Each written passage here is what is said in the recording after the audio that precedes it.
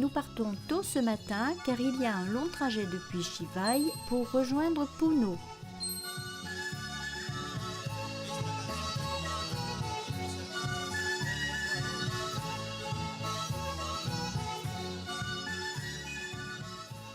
Nous repassons comme à l'aller par le col de Patapampa à 4910 mètres d'altitude.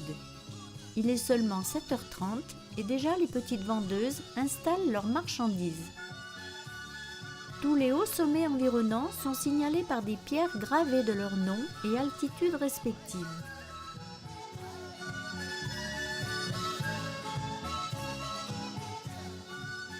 La route traverse les paysages grandioses de l'altiplano péruvien.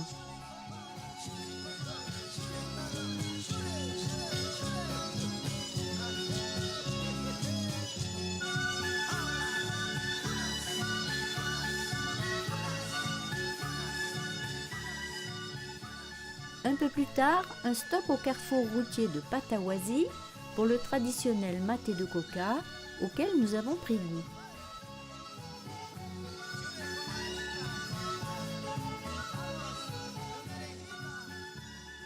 Aux abords des lagunes, de nombreux animaux occupent le terrain. Des troupeaux d'alpagas et lamas pèsent tranquillement à côté des oies, des ibis et des flamants roses.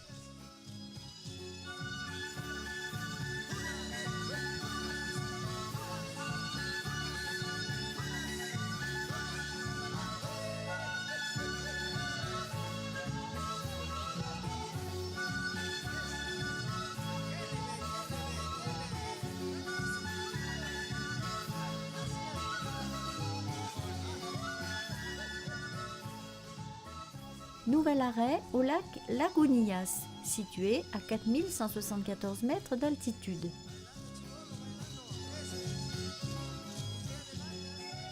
Avec 18 km de longueur et 47 mètres de profondeur maximum, il est l'un des lacs les plus élevés en altitude au Pérou.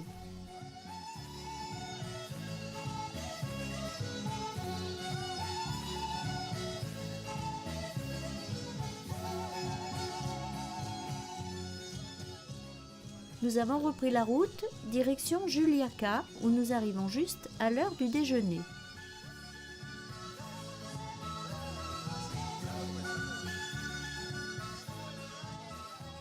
La ville est animée et les tuk-tuks sont très nombreux. Nous ne nous attarderons pas davantage à Juliaca, qui présente peu d'intérêt touristique et qui est réputée pour ne pas être très sûre.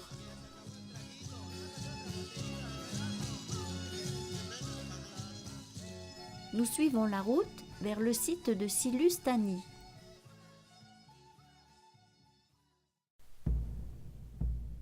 À l'entrée se trouve une petite église et bien sûr des boutiques toujours attirantes.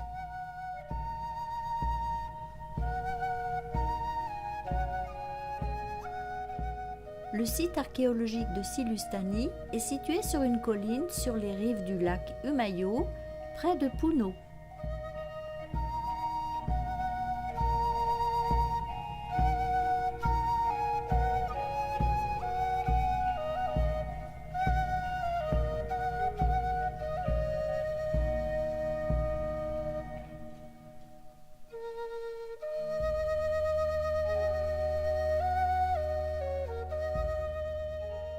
Il s'agit d'un site funéraire pré-inca constitué de tombes en forme de tour cylindrique atteignant parfois une hauteur de 12 mètres appelées chulpas. Celles de Silustani sont parmi les mieux conservées. Elles ont été bâties par un peuple guerrier, les Colas, qui régnait sur cette partie de l'altiplano qui fut ensuite conquis par le peuple inca au XVe siècle.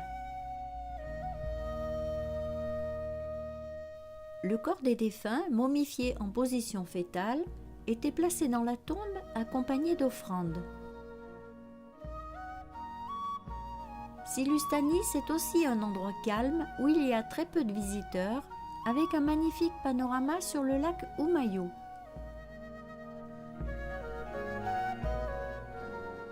Après cette visite, nous traversons un petit village très typique qui nous permet une fois encore d'approcher lamas et alpagas avec un spécimen particulièrement poilu, nommée Alpagasuri, que nous ne connaissions pas encore.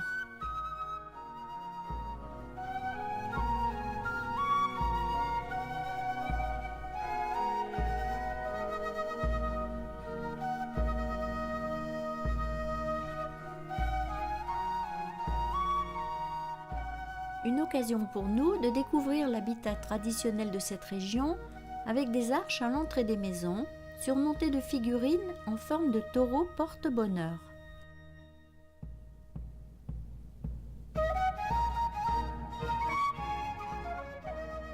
Nous avons aussi l'opportunité de goûter à quelques produits locaux préparés par cette femme accueillante. Ricardo nous décrypte les plats proposés. Les paysans, ici à Puno, ils ont l'habitude de manger l'argile. À la place de manger la mayonnaise, pour les pommes de terre, ils mangeaient de l'argile comme ça. Une démonstration de tissage et filage nous est également proposée.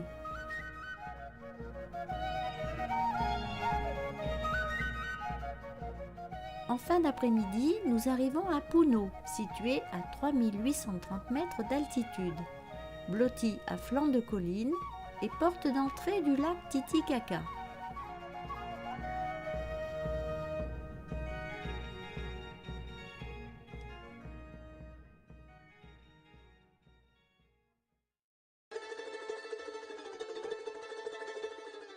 Lendemain, départ matinal en bateau sur le lac Titicaca. Confort et espace maximum pour cette navigation, car nous ne sommes que tous les trois sur le bateau, accompagnés de Ricardo, notre guide.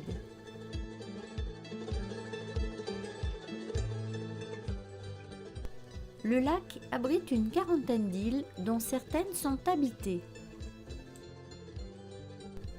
Les premières que nous allons voir se trouvent à 30 minutes environ de Puno, un archipel flottant, lieu de vie historique des Indiens Huros. À l'origine, les Huros s'installèrent sur l'eau pour échapper aux Incas, ennemis puissants avec lesquels ils étaient en conflit. Cette ethnie est aujourd'hui éteinte, mais les traditions sont maintenues par les Indiens Aymara. Environ 2500 personnes vivent ainsi sur ces îles flottantes en totora, une sorte de roseau prélevé dans le lac, avec lesquels sont également bâties les maisons et le mobilier. Le sol très souple donne l'impression de marcher sur un sol mouvant. Le chef nous accueille et nous explique les techniques de construction et d'amarrage des îles. Les roseaux, empilés en couches successives, forment des blocs reliés entre eux par des pieux et des cordages pour obtenir une base solide sur laquelle ils construisent leur maison.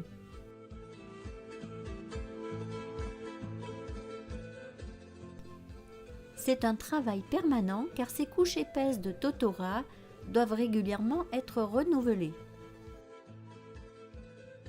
Les habitations se composent d'une seule pièce qui sert plutôt de chambre et la cuisine se fait en commun à l'extérieur sur de petits fourneaux.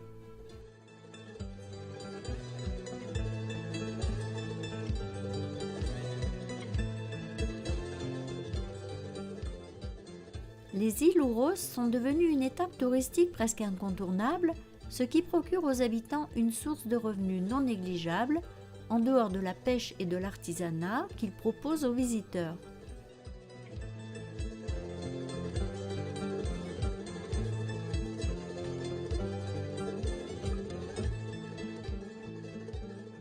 Nous poursuivons vers l'île de Taquile, située à environ 2 heures de navigation.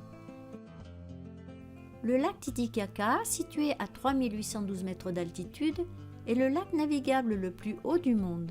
C'est aussi le plus grand lac d'eau douce d'Amérique latine, alimenté par pas moins de 25 rivières. 190 km de long, 80 km de large, 300 mètres de profondeur par endroit et une superficie de 8560 km². Il est à cheval sur 2 pays. 56% de sa surface se trouve sur le territoire péruvien et le reste, 44%, appartient à la Bolivie. De loin en loin, on observe des cultures en terrasse ainsi que des petits villages installés sur les pentes des collines.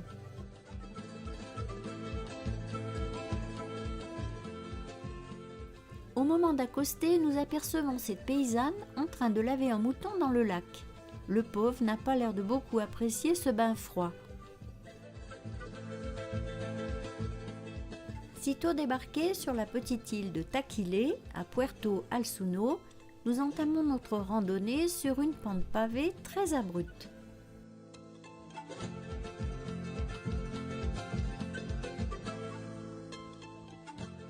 Ici, les maisons construites en adobe sont dépourvues d'électricité et d'eau courante.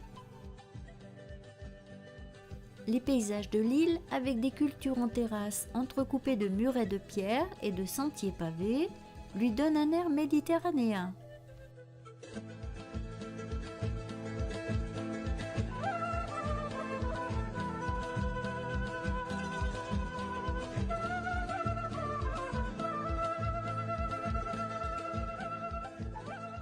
À l'horizon, sur le lac, les superbes montagnes de la Cordillère Royale vers La Paz en Bolivie.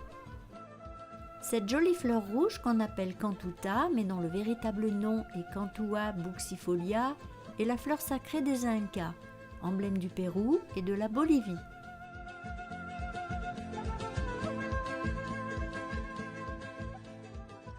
Vers midi, nous arrivons sur la place d'armes de Huilano Pampa, à 3940 mètres d'altitude, magnifique balcon sur le lac.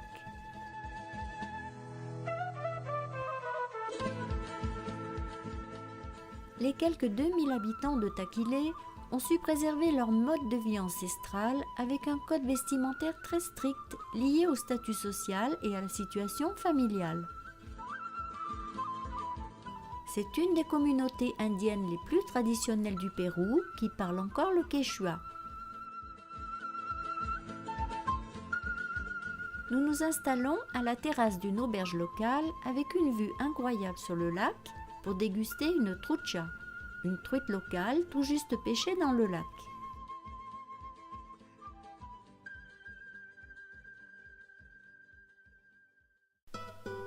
Après déjeuner, nous empruntons quelques petites ruelles avant de descendre par un escalier inca jusqu'au lac où nous attend notre bateau.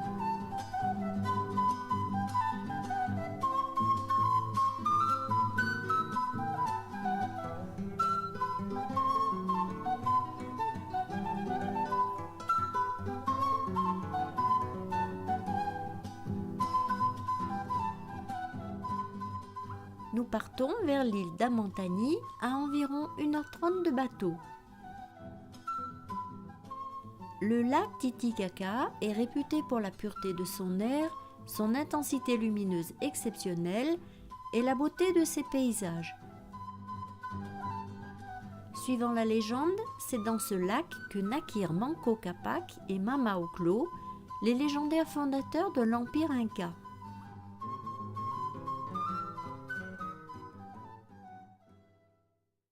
Nous sommes arrivés à El Pueblo, le bourg principal sur l'île d'Amantani.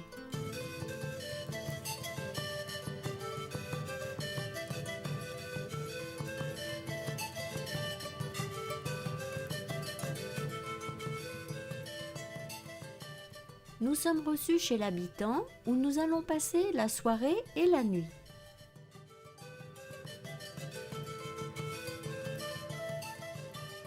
Après nous être installés dans nos chambres, avec vue sur le lac, nous partons à pied au sommet de l'île afin d'assister au coucher du soleil.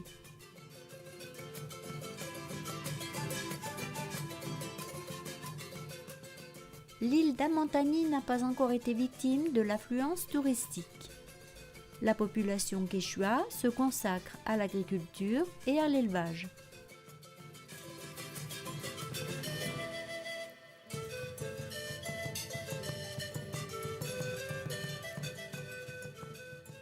À mi-pente, on tombe sur cet étrange mur qui cache en fait un grand stade de foot.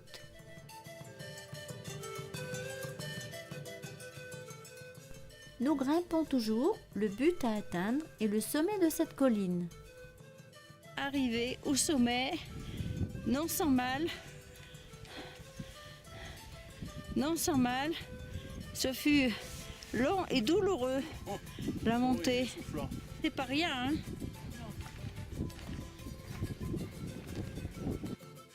Quelques petites vendeuses grimpent tous les jours jusqu'ici, à 4120 mètres d'altitude, et attendent dans la fraîcheur du soir les quelques touristes de passage.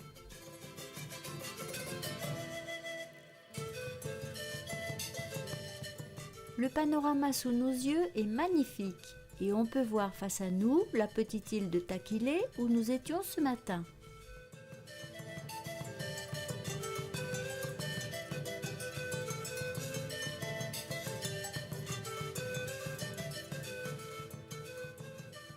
Après ce beau spectacle du coucher de soleil sur le lac, nous commençons à redescendre sur de jolis chemins pavés jusqu'au village où nous attendent nos hôtes.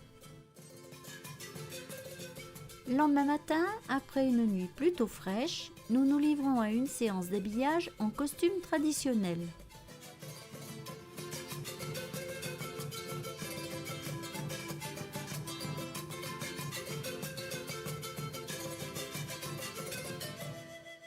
Même Ricardo n'échappera pas à cet exercice.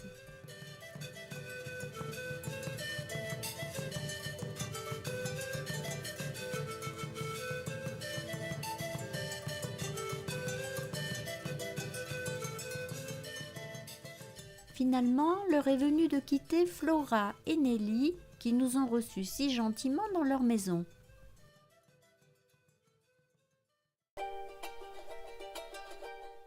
Une nouvelle navigation nous conduit à présent sur la presqu'île de Capachica. Nous revoyons l'île de Takile qui semble flotter à l'horizon, puis dans les lointains brumeux, les cimes enneigées de la cordillère royale bolivienne.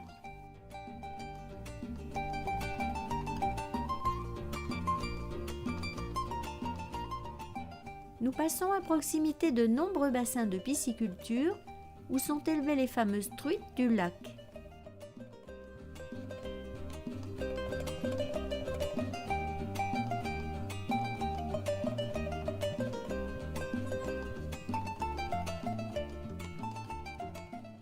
Après 1 heure de traversée, il nous reste une petite montée pour atteindre notre lieu d'hébergement chez une famille de la communauté de Liachon.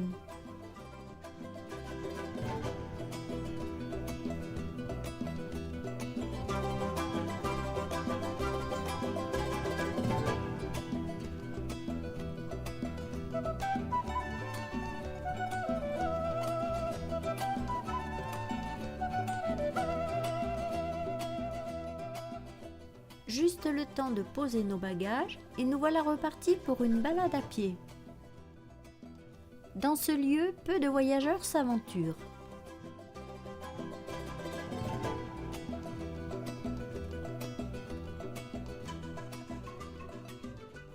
Des femmes parées de magnifiques costumes et chapeaux montera, colorés et ornés de pompons, se dirigent dans la même direction. Nous décidons nous aussi de suivre le mouvement général, car aujourd'hui est un jour spécial. C'est la fête des écoles de toute la région.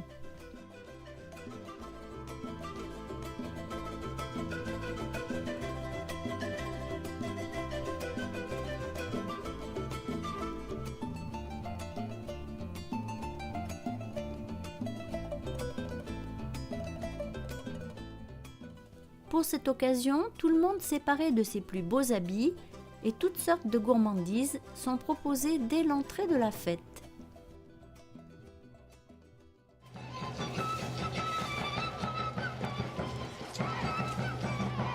Nous sommes vraiment ravis d'avoir la chance d'assister à cette manifestation authentique et locale en dehors des circuits touristiques.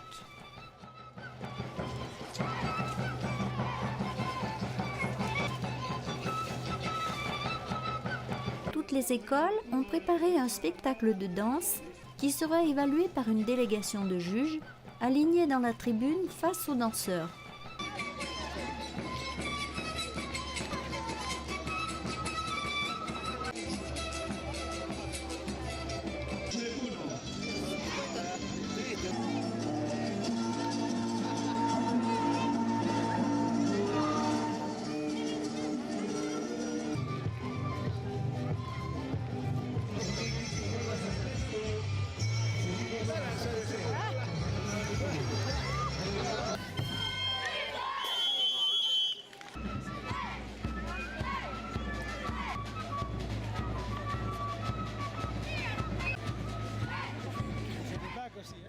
La fête se termine vers midi, juste le temps de prendre une collation avant de repartir pour une nouvelle randonnée.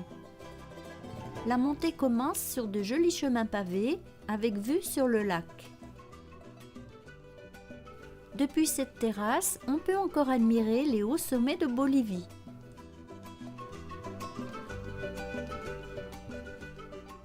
Là encore, les pentes des collines sont utilisées efficacement pour construire un ingénieux système de terrasses où poussent manioc, maïs, haricots ou pommes de terre.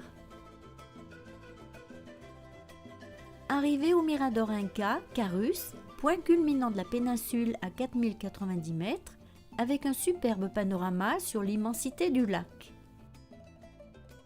Face à nous, l'île d'Amantani. Un peu plus loin, l'île de Taquilé s'étire à l'horizon.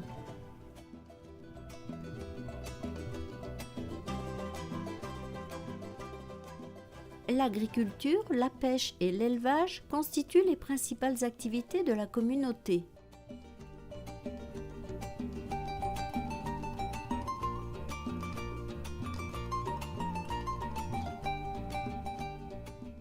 Les pommes de terre sont étalées sur le sol pour prendre alternativement le gel pendant la nuit et le soleil en journée. Elles seront ensuite piétinées pour éliminer l'eau. Cette méthode de lyophilisation remonte à la période Inca. Après ce traitement, elles pourront ainsi être consommées pendant 5 ans. En soirée, retour dans notre famille d'accueil où se joue un match amical, locaux contre touristes. Ensuite, nous irons dormir tout habillés, car dans la chambre, il n'y a que 6 degrés. Dans ces régions, il y a une très forte amplitude thermique et les nuits peuvent être glaciales. Lendemain matin, dernier regard sur le lac Titicaca. Nous quittons en voiture la péninsule de Capachica.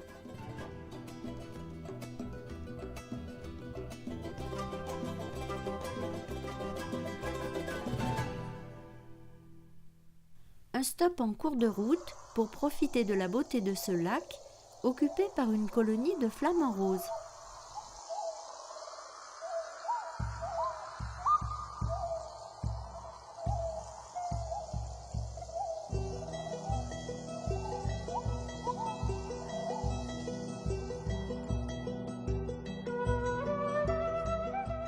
Plus tard, nous traversons Pucara, un ancien village pré-inca.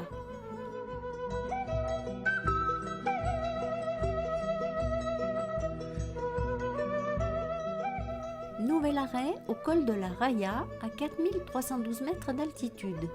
Au centre, la montagne Chimboya à 5489 mètres. Sous nos yeux, un panorama éblouissant.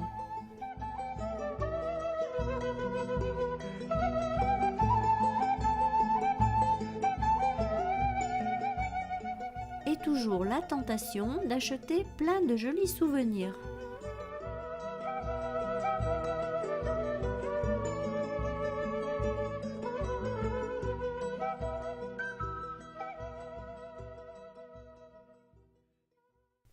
Nous arrivons sur la place centrale de Raxi, devant cette église construite en pierre volcanique.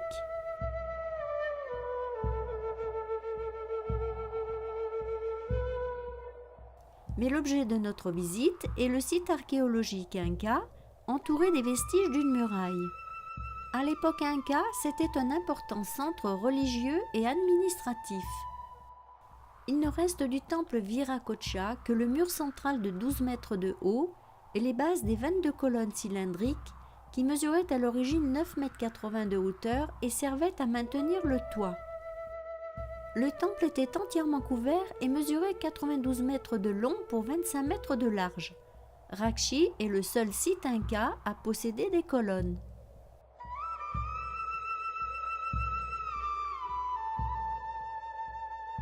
Dans cette partie se trouvait un ensemble de logements et patios destinés aux peuples qui partageaient leur vie commune.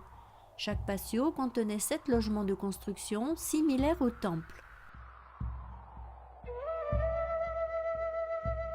Les kolkas de forme circulaire étaient faites de pierres volcaniques et recouvertes de toits en paille. Ces huttes servaient de centre de stockage des denrées alimentaires. Le climat de Raxi permettait une longue conservation des aliments, en particulier des pommes de terre déshydratées. Cette petite paysanne nous montre que les pommes de terre, à ce stade, sont encore gorgées d'eau. Sur le site se trouve un lac artificiel au fond recouvert de pierres dont l'usage n'est pas connu, ainsi qu'un ensemble de fontaines appelé le bain de l'Inca. Personne n'a encore réussi à savoir d'où vient l'eau des sources d'alimentation qui ne tarissent jamais.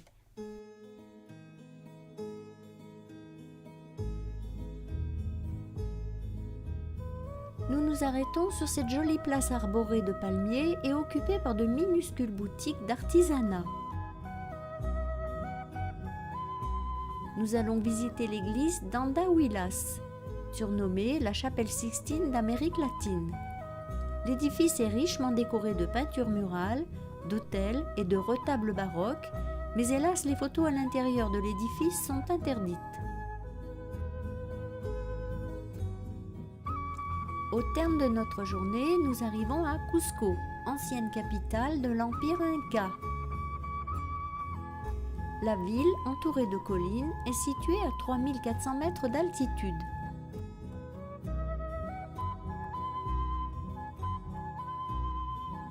Vue d'en haut, la place d'Armes semble très animée. Toute la population se prépare à célébrer la fête du soleil, l'Inti Raymi. Les chars qui ont participé au dernier défilé sont encore exposés dans les rues. Tard dans la soirée, la ville est sous l'emprise de la fête, avec des processions de danseurs et musiciens dans les rues.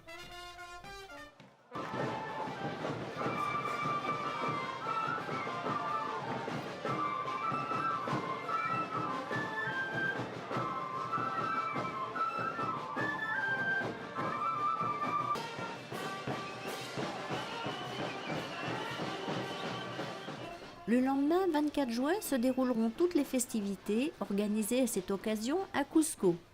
De bonne heure le matin, tout le monde se dirige au Temple du Soleil pour assister à l'ouverture officielle de la grande fête de l'Inti Raymi.